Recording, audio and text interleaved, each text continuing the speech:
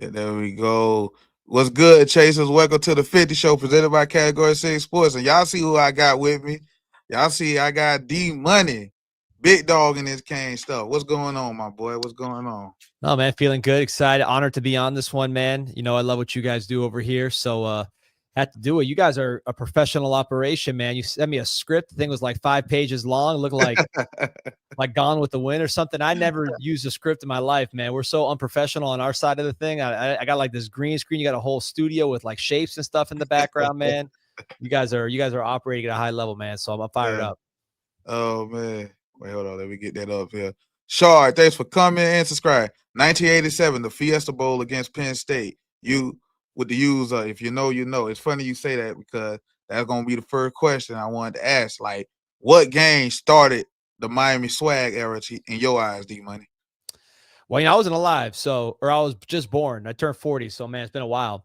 But probably the year I was born, 85, when they blew out Notre Dame and Musburger was on complaining about, Miami run up the score. I say that was a pretty good one. I know my dad kind of always told me that's when the hate started, just seeing it in real time. So that one for sure. As far as the old days, as far as recent, we haven't been good enough for it to get back going again. So but that's what it's going to take. It's going to take blowing somebody out and run up the score. Yeah, like somebody that they love at that. Right. Yeah, when we blew out Notre Dame, people were cheering for us, so that was kind of different this last time. Yeah. Like now it's like it's different. Like who is like hated other than us, really? Because you see Nacos and all these other people talking like they just now we just the big bad bully with money now. I like it though. I ain't gonna lie to you. I like hearing those rumors. But yeah, as far as for me, like I kind of agree with my boy Shaw what he said. Like the fatigue game is like ingrained in my head ever since like I saw it as legit. Like or like when I watched the 30 for 30s, it was just on so them boys had only fatigue. Now we lost that game because Vinny Testaverde. What Warrior Shot said? The man colorblind? Yeah, man, I've been hearing rumors that like he owed the mob money or something like that. That's one of those things that people tell stories about forever. Yeah, like it's crazy. It's crazy. But look, who was the bad guy in that one, man? The guy they carried out. You watched that game. They carried out Sandusky on everybody's shoulders because the defense really won in the game. The dude was, certified pedophile, and they're out here just carrying him out on their shoulders. So, we know who the good guy was in retrospect. Right. Anyway, shout out to the Chasers, man. I know a lot of you guys. I recognize you guys from the chat, so appreciate all you guys. Yeah, my boys Play by the Rules said early 80s, but the highlight for me was that 1991 Cotton Bowl in Dallas versus Texas. It's the game where we had 500 penalties, won every other play. Thrill Hill ran up the tunnel all the way to Texarkana. Hey, and he did the little pistol thing. Yeah. Yep. My boy say the Fiesta has not been kind to us. We gave away the 87 game was robbed by versus the Buckeyes. Damn, Play by the Rules. You might be on the same. Yeah, I think we got shut out by Arizona too when I was a kid. That was the Fiesta too, if I recall. That was like 90, I want to say that was 93. Yeah. Michael Walker, thanks for coming in. Subscribe. Say what's good, 50 with the U's up. Andrew Martin, see you with the Yo's. Thanks for coming and subscribing. Kane Forever, thanks for coming, subscribing, and being a member. Someone's on Yo, what up, 50 D Money Chasers with the emoji. He's gonna let you know he's a member. And look at Bo, he laying it up for you. Seriously, do my eyes to see me, or is that D Money on Cashapp? Shout out to the members, Kansas site, Anajar and Levine. Go Canes. Don't forget LSS. Yeah, I gotta send him another bill after we get this extra ad on Category 6, man. I know you guys get the views, so I gotta send him an extra invoice. But no, man, like I said, I love this getting on this show. We gotta get you on this week. We'll figure out a time. I've been running around, all over the place. So we've been filming early lately. That's been our thing. We've been doing it in the morning. So, we're bright and early, but we'll get you on one of these days here this week. We got a lot. I mean, it's the off season, man. So we got to kind of event stuff. Right. So, hey, D Money. I know Ryan be on your show, Mike Ryan, and y'all love talking wrestling. So which current Kane could be a great wrestler? Which current? That's easy, man. Francis Manoa. Those Samoans, man, they got hard heads. That's the one thing you see in wrestling. If you ever see a Samoan give a headbutt, it's always hard no matter what. So you got to think the guy's head is hard, for the headbutts. He's got the Right. size. He's got the Ulafala on all the time when he walks into the game. So yeah, Mao and Noah 100%. He's if he ever gets hurt or football don't work out for him, he could be the champ for sure. And he's talking good now. I did an interview with him on for the official Miami channel, Storm Sessions. And that was like a 45-minute interview, man. This dude didn't, they speak Samoan out there. They don't speak English. So he that's his second language. He sat down, did a whole long podcast, was funny, cracking jokes. He was great, man. He's the man. He's gonna have a huge year. Yeah, I believe it. I definitely believe it because he he was like the crown jewel of that class when we got him. So, and it's funny because we talking about crown jewel, and it was like, how the hell did Mario pull that off with Cantwell? Can you explain that to me? Yeah, I mean, that was a surprise to me just because culturally, it's hard to get a kid out of Missouri to come all the way out here is what that everybody wants. That's just not something that you see happening. With the Samoan, at least, you had Penei Sewell, so it was kind of like something there. This is like uncharted territory. Right. But I think what Mirabal, he's a very intellectual kind of guy. Cantwell is very smart. He had like a 33 ACT or something as an eighth grader. So I think, even though obviously they're different sizes, right? Cantwell and Mirabal, I think they're both kind of little like nerdy, and I say that in a positive way. They're intellectual like that. So I think they spoke the same language. He liked how Mirabal did his meetings. Obviously, I was there when Cantwell was on his visit. I was at practice, and I remember Cantwell. First of all, he visited with the president, like they got the whole treatment. But I remember when Cantwell was here, Cristobal was coaching the offensive line, which he usually does anyways, but he was doing a little more than usual because he knew Cantwell was there, so he was like basically there the whole time. But you could tell Cantwell seeing the head coach in his position. He's seeing the coach that he respects coach in his position. Obviously, the money was right, and more so than like it's the respect factor of the money too. It's not just like, hey, I'm going to spend this money on jet skis or whatever. It's like, hey, their value. These guys want me the most because they're paying me the most. It's not like these other schools don't have money, right? I mean, not like Georgia and Oregon don't have money, but they're prioritizing me. And they had a detailed plan for me about how I particularly, I can get better here. I can get better here. So I think just the amount of care and look, the money went into that, but I think the money was more just like a sign that, hey, this money could be going to someone else. Right. And it's going to me. Because again, it's not like Georgia and Oregon are not spending money. I mean, let's be real. Those guys, you tell me they're not like Oregon with Phil Knight's not spending money. I mean, it's just where it happened to be going to Cantwell. So Cantwell seeing that, he's saying, okay, this is he's feeling the love. It's like free agency. All the teams have the same amount of money, but when you pay more money to one player, they see it as a respect. Or if you tell the player you're not going to pay him the most, they're not going to take a hometown discount. They're going to be like, hey, you are disrespecting me by not paying me what someone else thinks I'm worth. So I think it's a lot of that more so than just like, he was greedy and he wanted money. I don't think that was what it was. Yeah. You can't come in lowballing somebody. It don't work like that.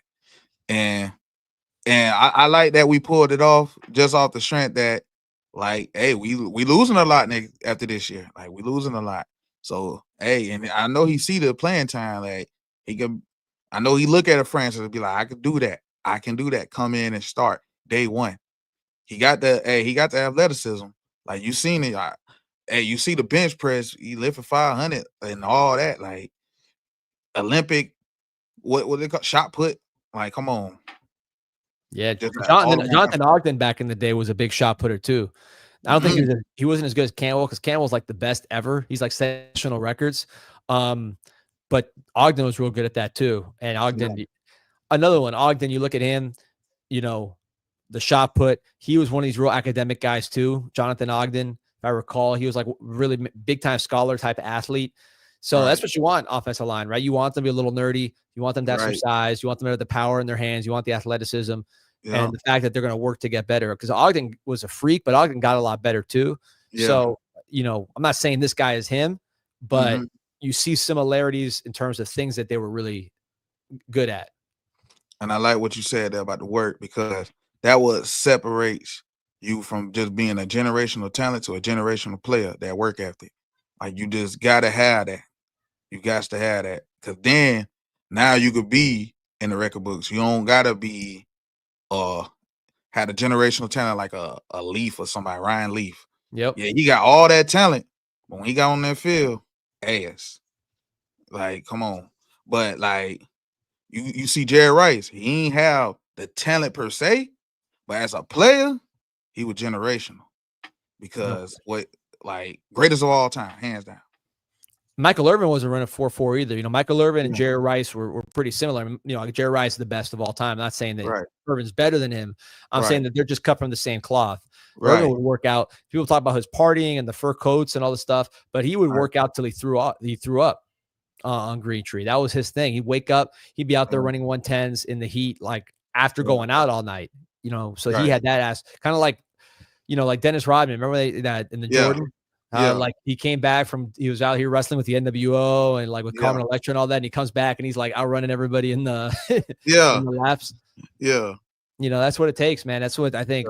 There's too much talk about swag as far as like, well, the thing I don't like, I say this a million times, but like when people talk about Miami, they're like, oh man, you know, we got to get back to kind of like that thuggish, ruggish era.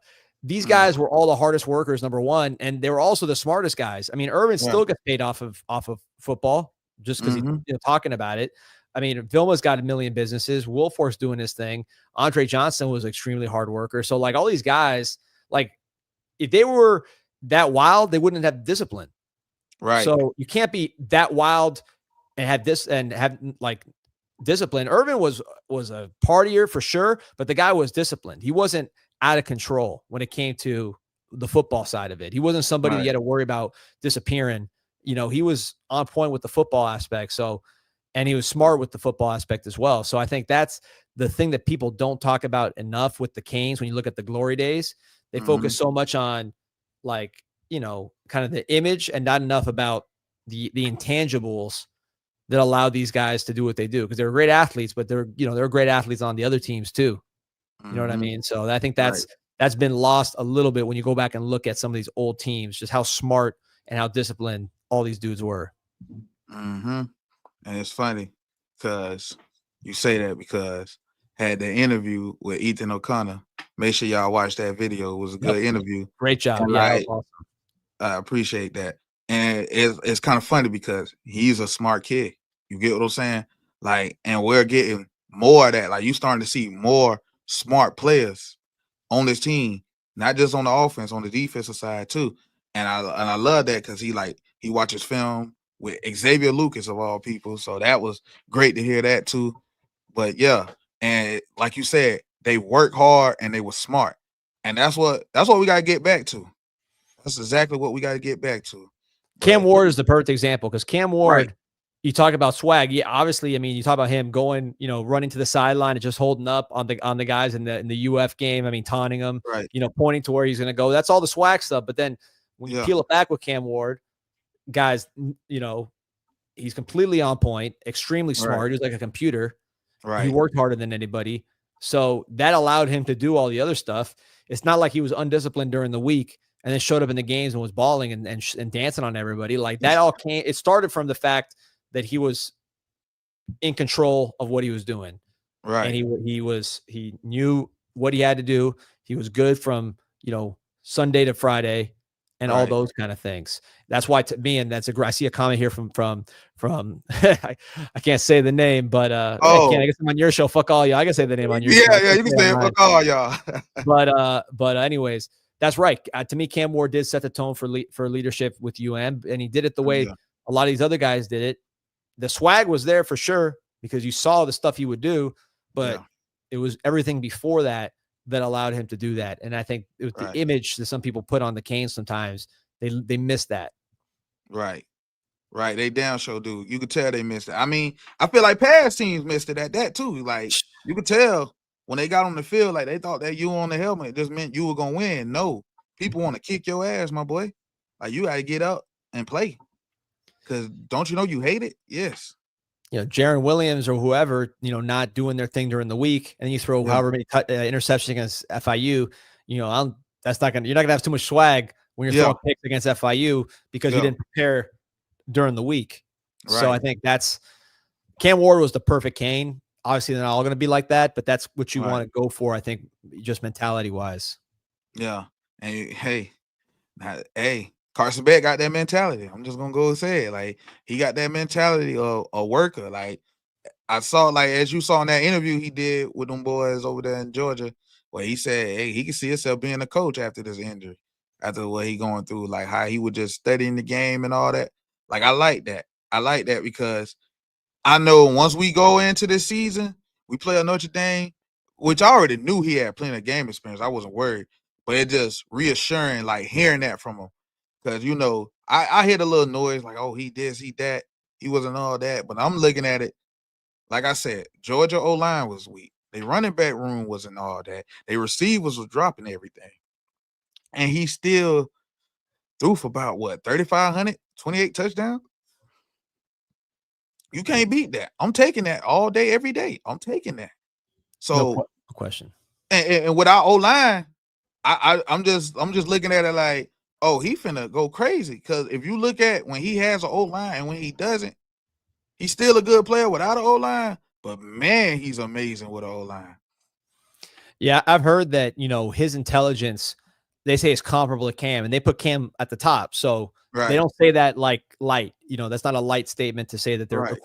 I would say the biggest difference I would say is, you know, Cam is more vocal for sure. Personality wise, much different in that way. Beck is not going to be vocal like a Cam, but he's a lot smarter than TVD. You know, to compare Beck and TVD, TVD, first of all, he's smarter than TVD, and then also like he's just more comfortable in his skin. I mean, TVD was coming out from, you know, Connecticut, like a prep school coming down south. That's a transition.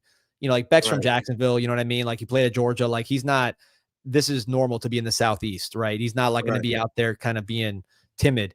He is quiet though, but more compared to Ward. And I would say they're both really good athletes. But I think Ward outside the pocket, just his creativity was like, he had that magic element where he would like, he saw angles that no one saw and he did stuff no one would do. But I think in the pocket, Beck and him are pretty similar in terms of, and Ward was nasty in the pocket too. So it's not, that's a pretty big compliment. And then, you know, Beck is athletic also. I just think Ward had that, like, because he was like a guard in basketball. So he'd see the floor, you know, he'd be seeing, it's like with Magic Johnson, he kind of saw the pass that no one saw. That was Ward. Whereas Beck, I think is going to see the pass and be able to make the very difficult pass, but it's not like the magical aspect of Ward, which is, I think there's not many guys you'll see in this next level too, that kind of see it like that. Maybe Joe Burrow, you know, Mahomes, guys like that, but not that many had those kind of that peripheral vision the Ward had.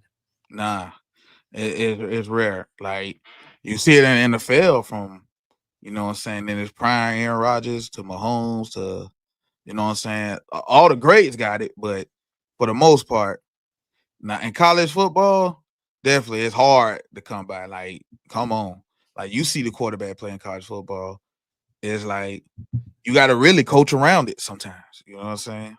So, yeah, that was one of a kind. And it's kind of crazy because we're going to talk about it a little bit later. But, man, Mario saw it too. That's all I'm going to say. Man, he saw it too, bro. But let me get to some of these comments. All right, right there. Wait, hold on, go up real quick. I see that he talking about somewhere Pete at. And I'm Pete? like, yeah. Pete's, I don't know, man. He works. He's clocking out. You know, I'm working around the clock. He's clocking out, man. I'm on this Kane stuff all day. My boy Corey, thanks for coming and subscribe. Shout out to the members. What's up, D Money? They saying what's up. What's up, Corey? What's going on, man? My boy Seti Matt with the U's up. Thanks for coming and subscribing. Lee, thanks for coming and subscribing. I be with D Money serving everybody. Oh man.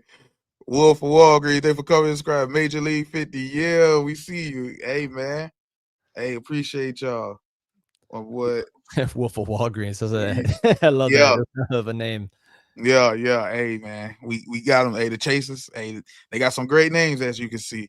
Gmo, thanks for covering. Hey, shout out to Gmo, but I gotta say, you know that he knows that they're taking a picture when he's looking to the side like that. That wasn't a candid shot. You know he's out there posing, not knowing that they're taking a picture of him right there. Oh man.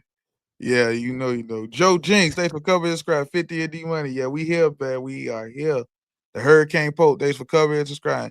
Baby Ward coming up soon. Oh, you talking about Darion Coleman? I'm with you when you're right. Hope so. That's what he looked like on tape, D Money. I heard one thing they got in common is like Ward's the kind of dude that, you know, if Jacoby George or someone's flipping him shit for not, you know, passing the ball, he'll go right back at him. Right. He's that kind of guy. Right. Whereas I heard Coleman's like that too. That like you could give Coleman the most kind of big personality, aggressive receivers, and he's not going to be like timid with them. He's going to say, Right. shut up. I'm the quarterback. Let me throw the ball. Right. So I've heard that is a similarity between those two guys. Man, that's great to hear. That is great to hear. But with that being said, again to commercial break. Yes, Chasers, I got something for y'all. We are proud to be sponsored by Partners Printing, a premier one-stop custom print shop. Yeah, they print everything, T-shirts, business cards. It don't matter. Whatever you want, they can get it printed. And they are located at 5700 Northwest 17th Ave. 5700 Northwest 17th Ave. So y'all go holler at one of the best in the nation print shops. One stop. They do it all, man. For real. Wait, hold up. What's going on here? El Gato. I don't know what's going on, but you got commercials, man. You got the script. There you go. Yeah. You guys are next level, man. I got to memorize that thing every time. You're out there just pressing a button.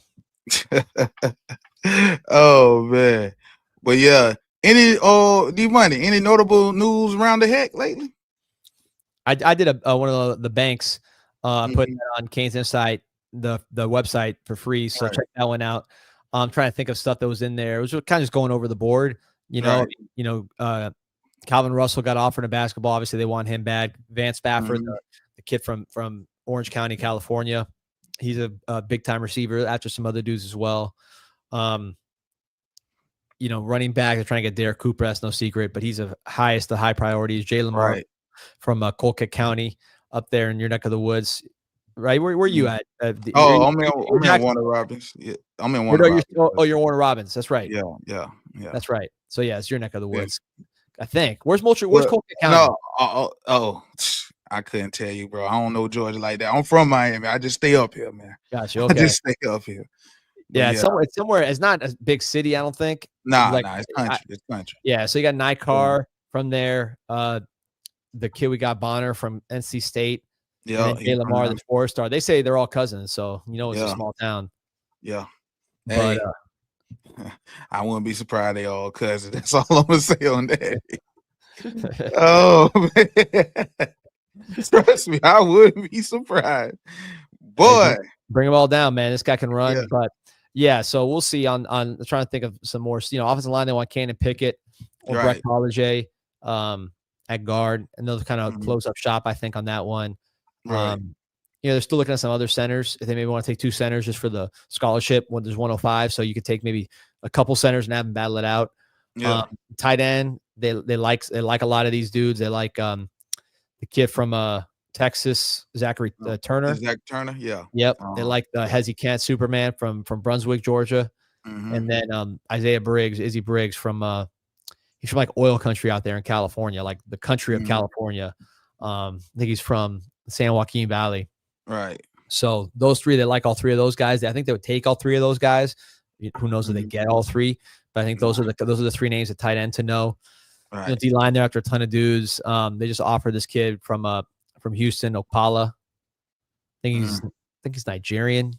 He's from Houston. And there's a lot of people Nigerian descent out there. This dude's sick pass rusher, not the biggest dude in the world, but fast, explosive, plays hard. So that's one. I'm trying to think of the linebacker that after a bunch of dudes from Iowa, which is crazy. I didn't think we'd go out there for a linebacker. Iowa City, they're after some guy. I can't pull up his name, but it's in the bank. But the Iowa City linebacker, they're after defensive back. They love Jalen Waters. They love Jontavius Wyman, the guys they got committed. The guy they'd love to add there is the kid from Jacksonville, Bradley Jennings' brother. Brody. Yep. Love him. Love to add that one to the mix. Safety, this Devin Jackson kid from Orlando is really high up. I know they were going to go to practice. I talked to someone Friday. So what was it, Monday today? So on Friday, I talked to somebody because they were going to the Tadarius Hughes for Northwestern, the spring game, because the Darius Hughes, I think it was at South Dade. He was from somewhere down south. Yeah, he was down south. Yeah, you're right. Then he went to Northwestern. Right. So they're going to check him out at the spring game. I think, it'd be great if he balled out because, you could talk about the guy in Northwestern that would help you in the safety room. I heard he made a big jump in spring, so he's got a lot of people's attention. So that's one to keep an eye on. I don't know how he looked on Friday. Hopefully, he looked good. Northwestern's loaded, man. They got him. They got Campbell, the running back or the linebacker. I'm sorry, Jordan Campbell. They got the quarterback from Ransom. Transferred over. Name it Lawrence. And then mentioned Hughes, Calvin Russell too. Yeah, shoot, man. Yeah, man. I forgot about him too. Yeah, James Johnson, number 1 D tackle in the country on 3. So, shoot, yeah, that team could be something serious with the quarterback they have. I mean, in terms of we haven't really had a monster team from Dade County. We had some good central teams. But as far as like the quarterback working, the running game. Booker T maybe back when they had Treon Harris at quarterback.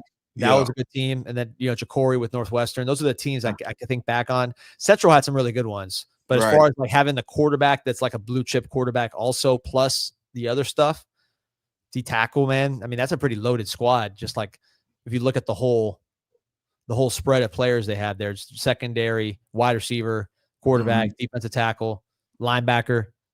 So yeah, they got some guys, man. That's an interesting team. Got to check them out this year. Teddy Bridgewater, the guy good, plays in the wins the state championship, goes to the playoffs, plays a snap, gets a check, and then comes back and goes straight to recruiting, man. Yeah, man, hey, he one of a kind, man. He is one of a kind. But you want to know some, like, I remember you were talking about like you like dual sport athletes and all that. Yeah. AJ, play that video of Cam Ward for me real quick. I'm playing basketball. Cause man, he talking about.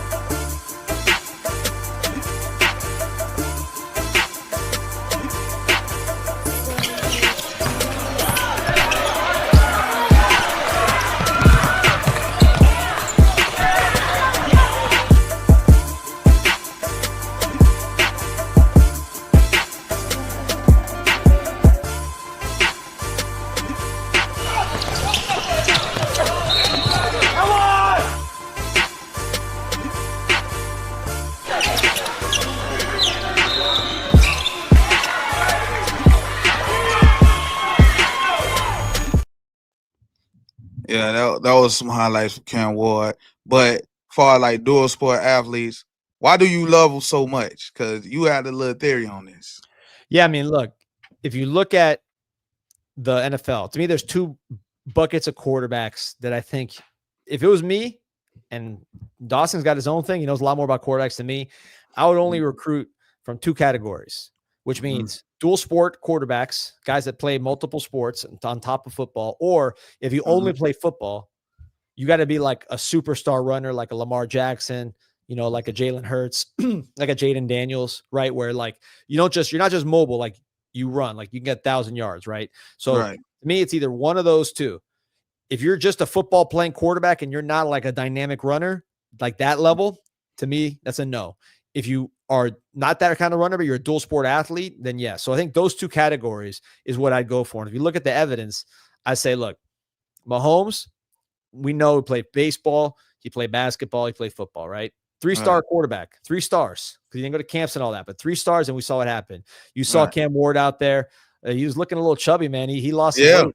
Yeah. The guy was out there surprising people, but he was a 0-star, but he was a basketball player, all-time leading scorer at school. We know how that turned out for us right here. Right. So then you look at, again, NFL, Josh Allen, 0-star recruit, went to JUCO because he didn't get any offers. Basketball, baseball, football, right out there in Northern California. Herbert, 3-star recruit. These are the best. I'm not even like skipping over. Like I'm talking about the best. Herbert, 3-star recruit. Basketball, baseball, football out there in Oregon. Joe Burrow was like a borderline 3-4 star, depending who you looked at. Right. He was way behind Dwayne Haskins when they got to Ohio State. Basketball player. I believe it was Mr. Basketball. Hurts and Lamar Jackson, elite runners, right? 1,000-yard runners. I mentioned Jaden Daniels earlier. CJ Stroud, you see him. He does multi-sport workouts before he even goes on the NFL field. You seen him do that? You see that workout he does on the side where he's like doing like swings. He like before he goes on the field, he played basketball, but in high school. But then now, like in the NFL, before he goes on the field, he does like swings. He does like like basketball shots. He's like a whole workout he does of just like Yeah. kind of doing other sports before he even goes on the NFL field. I'm talking about like before the game, like on the field. Yeah. So he obviously is a multi-sport guy and believes in Right. that strongly. So, I mean, I don't think I'm missing anybody. Is there anybody else that's an elite quarterback that doesn't fit into these criteria? So I think the reason is on the multi-sport side is like, if you're just going to camps all day, right? Right. Like, let's say you're going to camp. Right. And you're training with a quarterback coach. And look, Cam had a quarterback coach. I'm not disrespecting any quarterback coach. I'm saying that's all you do. That's the only thing you do. How many things do you do in a week that has a scoreboard on it? Right? Right. You got 12 games of football where you got a scoreboard. Right. For 12 days, you got a scoreboard. And every other day, there's no scoreboard. You feel what I'm saying? So that's not, to me, training to compete. If you're just training to train the whole year, you're not competing. There's no scoreboard to what you do.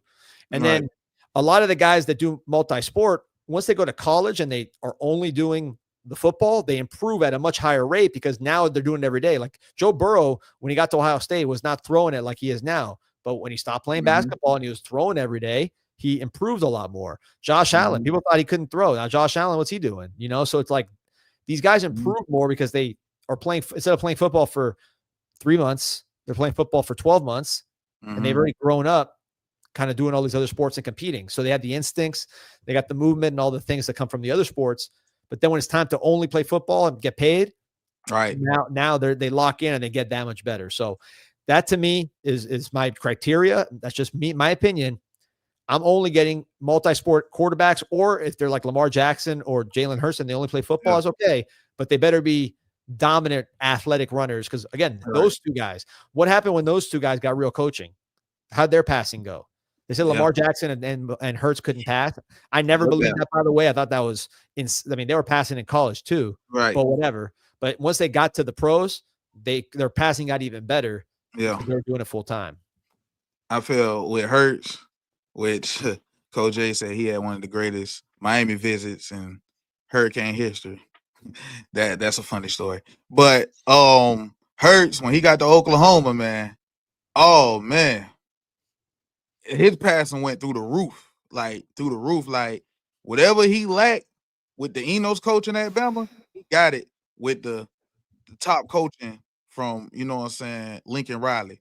So yeah, like when it comes like passing, matter of fact, with Lamar Jackson, his first year, he looked terrible, really, passing the ball, guys, but he was still running. You saw the athleticism. So with Bobby Petrino, and you just saw him go up, he put his name, he basically won the Heisman on Florida State.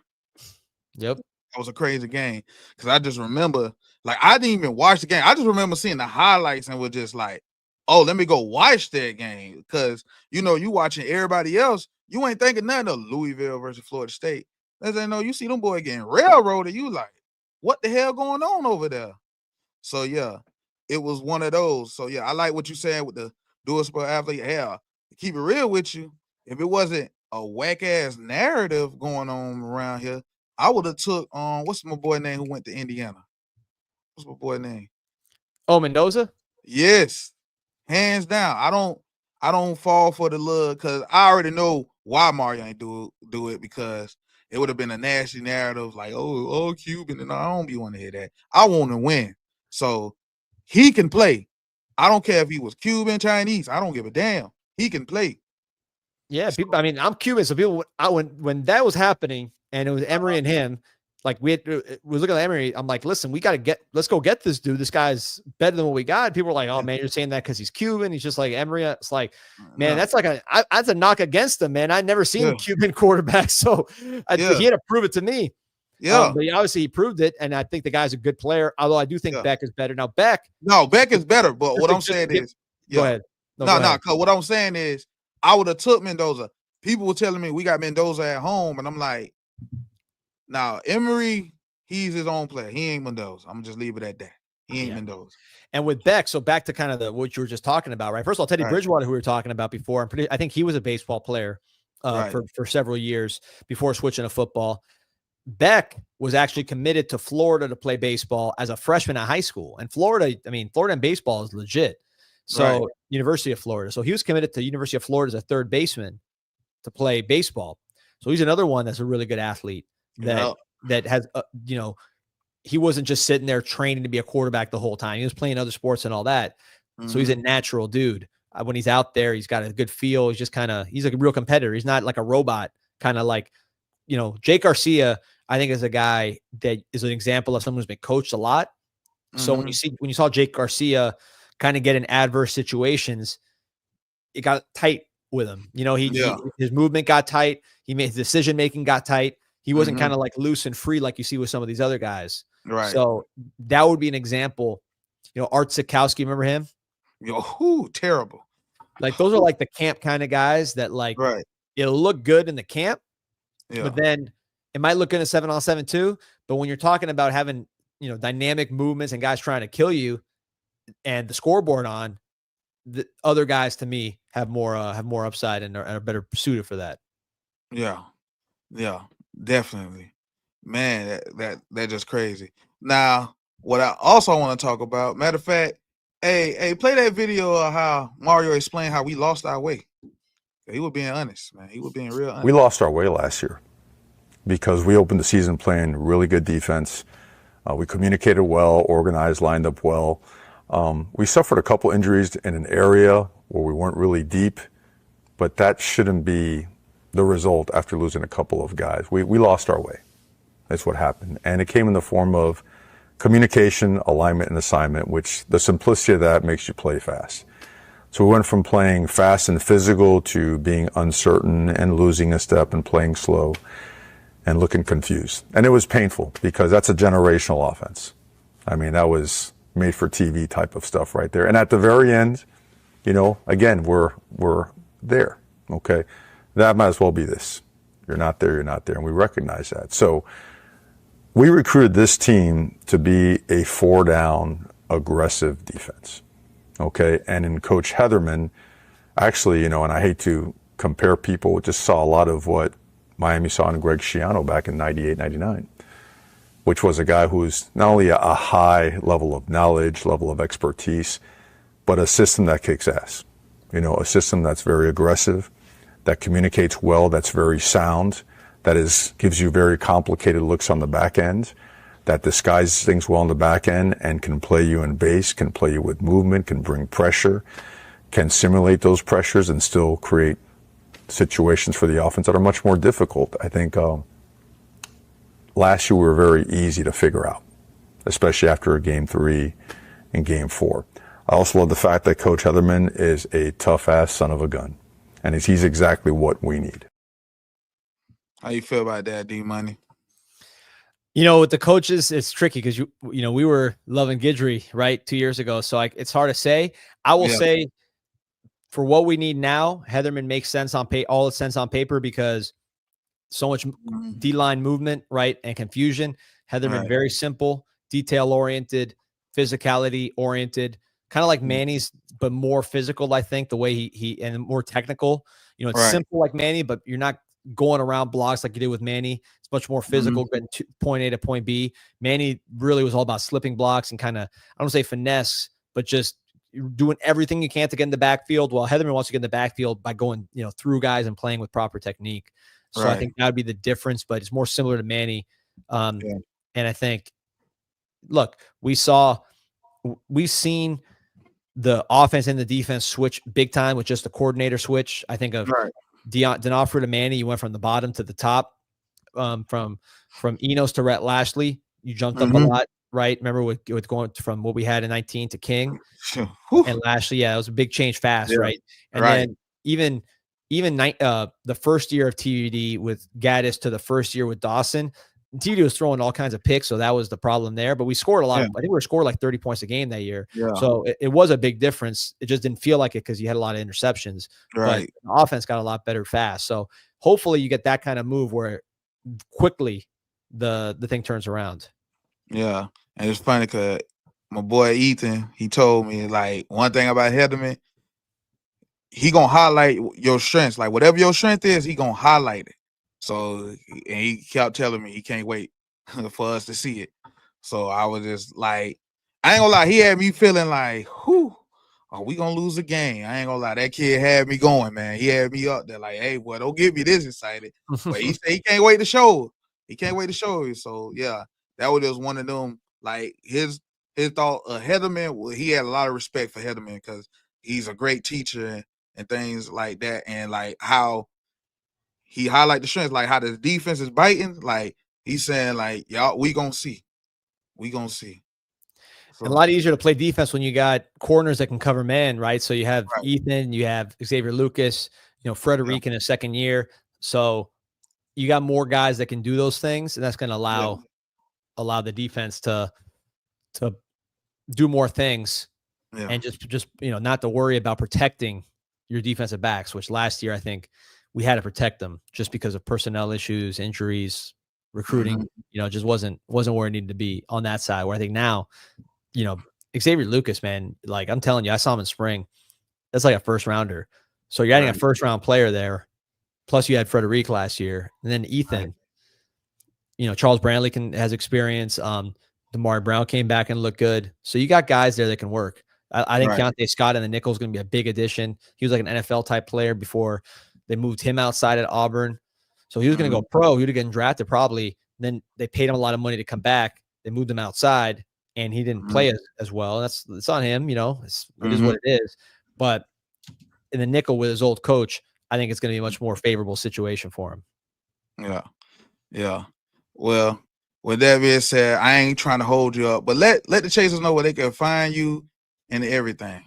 No, definitely not holding me up. No, I appreciate everybody on Chasers, man. You're tuned in to the best right here, 50. I love the show. Love everything you guys are doing.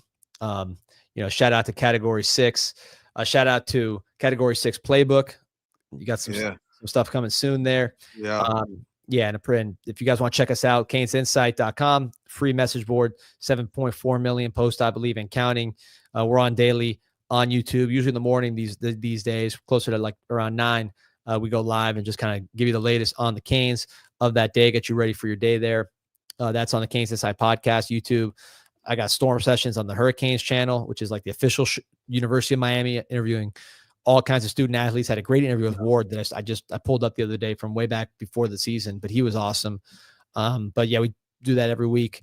A lot of stuff going on, man. Canes Connection /CIS, canesconnection.com/CIS. That's the official collective. Sign up for that. You get exclusive Zooms where I can, say whatever because it's private and kind of give the best recruiting information possible direct from the source, because that is the collective. So, I mean, they're pretty plugged in, I would say. So canesconnection.com, you support that. canesconnection.com/CIS. You're supporting the program, paying these players, making sure that we got what we need on Saturday. So yeah, man, appreciate you having me. Yeah, I appreciate you. And with that being said, let's get into commercial break. Yo, what's good, Chasers? It's your boy 50, and we are proud to announce that we are sponsored with MyBookie, man. Yes, MyBookie, a great gambling site where you can bet anywhere, anytime, or any place, hell. And you get a 50% matchup up to $1,000 plus a $10 casino chip with this promo code, CAT, the number 6. CAT6. Yes, that's the code. CAT, the number 6. And y'all make sure y'all gamble responsibly. Yeah, y'all go get that for real. Yeah, we got 371 people in here on X and YouTube. If you're on X, you know what to do. Retweet it, like. If you're on YouTube, you also know what to do. LSS, like, share, subscribe. That like button is free. That subscribe button is free. And that notification bell. Matter of fact, y'all, like my boy D Money said before he left, you know what I'm saying? Y'all like, share, subscribe, Canes Insight. Hell, group chat sports too. They got a channel over there. They talk it all. So yeah, rock with D Money and what he got going on, because that's a good dude right there. Real good dude. I like to thank him for coming on this show. And like, even before I go, I want to talk about this right here. Wait. Shout out to Playing Time for the $10 and for subscribing and coming. My boy said 50 producer. Make sure you buy some tissues for Juju before Wednesday show. That boy been crying for days. Boy, have he. And look at Dunn Juju. Playing Time, my biggest out. Hey, man. Hey, bro, you chose that side. You gotta stay there, man. But yeah, hey, producer, play that Darion Coleman video for me, real quick. Catch, ride, 3-step, whole shot. Work, deep ball. Oh yeah. 1, 2, 3, 4, hit. Throw the deep ball. Move. Flip, punch, climb, go. Good. Stick, get out. Good. Flip it. Back pedal. Stick, get out. Good. Turn, back pedal, flip it. Backslide. Oh. Punch step. Get out. Good. There we go. There we go. Stick, ball. Stick, back step, ball. Stick, ball. Backslide throw. Oh. Man. Whew. You talking about a dog, right? That's a dog, Chaser. That boy there, like, he all about football. He what Mario talks about. A kid that's ready to work. Look at him working. He put in that work. Them balls look incredible. The way he throwing them, it's crazy. That just one of them, like, he throwing some great footballs there. Like, it was crazy. Like, this man really doing this damn thing. And you just gotta love, like, what you're seeing from the kid, because you know he got a chip on the shoulder, because they really ain't got him ranked the right way. Like, man, like, yeah, he working on it. Like, you see the drills. Shout out to his quarterback coach, Braylon Trujillo. I think that's his name. I'm trying to make sure I say that right. But yeah, like, dude really like that. He is that guy. Like, I love it. I love it because you could tell everything motivates him.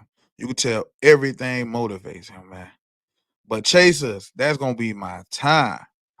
Man, I appreciate y'all. It's 390 people in here on X and YouTube. If you're on X, retweet a like. If you're on YouTube, LSS, like, share, subscribe. Hit that like button, is free. Hit that subscribe button, is free. Join Category 6 Playbook.com, where you get data-driven sports picks.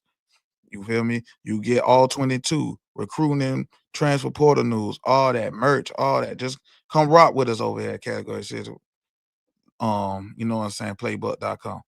Yeah, man. Shout out to producer too. I'm gonna shout him out because hey, he been doing his thing. But definitely shout out to the Chasers, because like I always say, I'm nothing without y'all. Y'all keep it going. Y'all keep me going. So I appreciate y'all. But with that being said, go Canes. Peace. What was it like when Miami was on top? Nico, it was an entirely different world. When Miami ruled college football, I'm telling you right now, it was a different vibe than when any other program has dominated college football. When Miami dominated,